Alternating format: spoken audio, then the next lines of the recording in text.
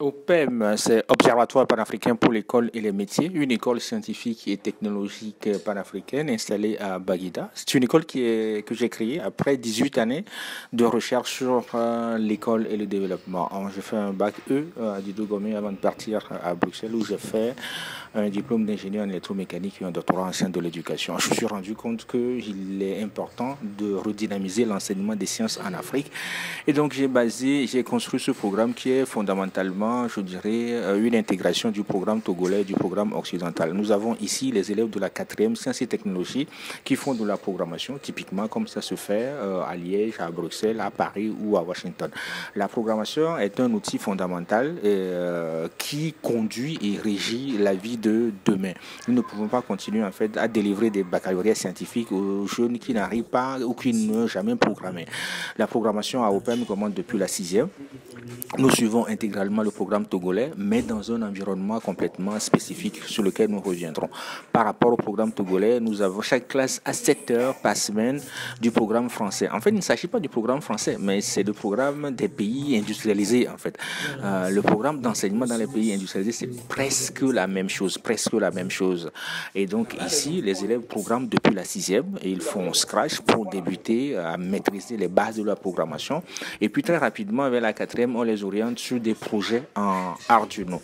Même dans le fonctionnement Scratch, nous travaillons toujours par des projets. Nous fonctionnons toujours avec des projets.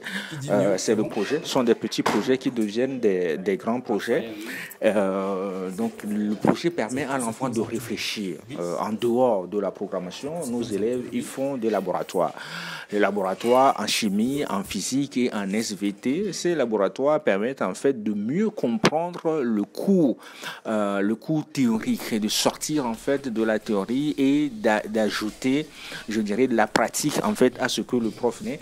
C'est ainsi que la poussée d'Archimède, l'électrolyse de l'eau, la loi de Lenz, la loi de Laplace, charger et décharger d'un condensateur, le montage de transistors, toute la combustion de soufre, combustion de carbone. Donc en fait, tout ce qui est, je dirais, formule physico-mathématique étudiée de la 6e jusqu'en terminale, voire 2e, 3e année université, est enseignée d'une façon pratique. Même à la SVT, les sciences de la vie de la Terre et de la Terre sont enseignées dans un environnement où l'apprenant voit ce dont le professeur parle. Il y a des élèves qui sont à Lomé qui n'ont jamais vu la tortue, qui n'ont jamais vu un serpent, qui n'ont jamais vu un lapin, mais le cours porte sur cette matière et donc il y a lieu de ramener l'apprenant dans l'environnement approprié pour que l'enfant mette en fait son regard et ses mots sur le chapitre, la matière, de quoi est composée cette matière. On utilise également des vidéos, des photos, mais la représentation ou la pratique de la réalité est un élément fondamental. Notre objectif, c'est de pouvoir briser le cercle d'enseignement théorique qui est le propre de l'Afrique depuis très très longtemps. Nous enseignons, dans plusieurs écoles, on enseigne des choses et ce qu'on enseigne, malheureusement, il faut le dire, les enseignants n'ont pas la maîtrise de ce qu'ils enseignent parce qu'eux-mêmes ont passé tout leur système éducatif, leur cursus éducatif dans un enseignement purement théorique et n'ont pas la maîtrise de ce qu'ils disent devant les élèves. Et les élèves ne voient pas ce dont le professeur parle, en montage d'une LED, par exemple. Il y a des choses que les élèves n'ont jamais vues, en fait, parce que les profs n'ont jamais vu ça. Et ce n'est pas la faute aux professeurs, parce qu'eux-mêmes ont été à l'école théorique. Et donc ici, les défis qui attendent nos pays, en fait, dans un avenir très proche, défis démographiques avec les besoins à nourrir. La loi de la place pour un moteur linéaire est ici en expérimentation. Ces professionnels, élèves de la mécanique, touchent du doigt le comportement d'un conducteur rectiligne placé dans un champ magnétique uniforme et parcouru par un courant continu dans le fonctionnement d'un moteur. Les moteurs fonctionnent comment? Ici, on met un aimant à nu qui crée un champ magnétique à travers lequel on met un bout d'aluminium. On le met comme ça. Voilà. On met un bout d'aluminium comme ceci. On pose le bout de rail comme ça et on fait passer le courant à travers le circuit. En faisant passer le courant, on va observer que le bout de rail va se déplacer. Là, on note une action du champ magnétique qui nous permet de fabriquer les moteurs. Cette expérimentation se déroule à l'Observatoire panafricain pour l'école et les métiers OPEM. une école de développement des compétences scientifiques qui allie la pratique à la théorie. La vision ici à OPEM, c'est de permettre aux jeunes de ne pas sortir de l'école et de commencer à chercher de l'emploi. Mais notre formation ici, que nous faisons de la 6e jusqu'en terminale, et puis au niveau de la formation professionnelle, c'est de permettre aux jeunes d'être des innovateurs, des créateurs d'emplois. Et c'est ça qui est important. Nous vivons au Togo, en Afrique, où il y a beaucoup de choses à faire. Mais nous avons un manque de compétences technologiques, en fait. Notre enseignement, en général, se base sur la théorie. C'est-à-dire, les enseignants parlent des choses que les enfants ne voient pas. Ici, il n'est pas question seulement de voir, mais de faire, de manipuler concrètement et d'acquérir des compétences réelles. Et c'est ça qui est important.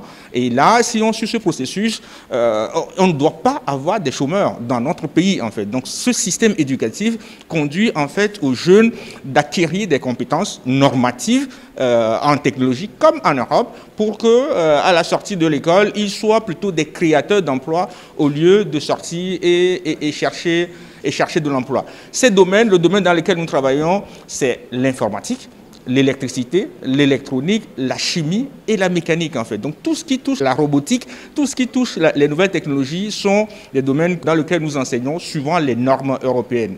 Vision partagée par l'Agence nationale pour l'emploi ANPE. En visite dans ce centre, le directeur de l'agence est visiblement séduit par le mode d'enseignement à OPEM. Cette visite s'inscrit dans les activités de l'ANPE pour découvrir les porteurs de projets ou ceux qui mènent des projets innovants qui permettent de pousser un peu les questions d'emploi, mais en amont des questions de formation professionnelle. Ce modèle de OPEM est très intéressant dans la mesure où les méthodes et les approches de formation depuis la 6e jusqu'en terminale, mais aussi le côté formation professionnelle, formation des adultes, présentent un intérêt important. Tout ce qui se fait ici se fait selon les normes internationales, que ce soit en électricité, en chimie et dans les sciences et les techniques. Donc la formation des élèves va se faire selon un modèle qui va déboucher directement sur l'emploi. Et même ceux qui finissent leurs études ici n'auront pas de la difficulté à s'insérer dans les études en Europe ou aux États-Unis. Une deuxième clientèle intéressante, c'est ceux qui travaillent déjà dans les entreprises de bâtiments, travaux publics. Ceux-là peuvent recevoir une formation complémentaire, technique et professionnelle qui leur permet d'être plus performants en respect des normes de l'électricité et d'autres disciplines. Et puis finalement, nous sommes en train de démarrer au niveau du gouvernement un programme national d'adaptation pour pouvoir absorber ceux qui sont dans des périodes de chômage de longue durée. Les jeunes qui ont fait les sciences, les lettres, le droit, l'économie, qui chôment pour 6 à 7 ans, peuvent recevoir des formations additionnelles pratiques de 3, 6 et 9 mois pour pouvoir aller dans les entreprises directement selon les besoins. Et donc ce centre est un intérêt pour nous. Et puis orienter les jeunes vers ce modèle particulier. Selon le directeur de l'ANPE, ce centre de formation répond également aux attentes du programme national d'adaptation prôné par le gouvernement et en cours de démarrage. Ce programme aidera à absorber les diplômés sans emploi.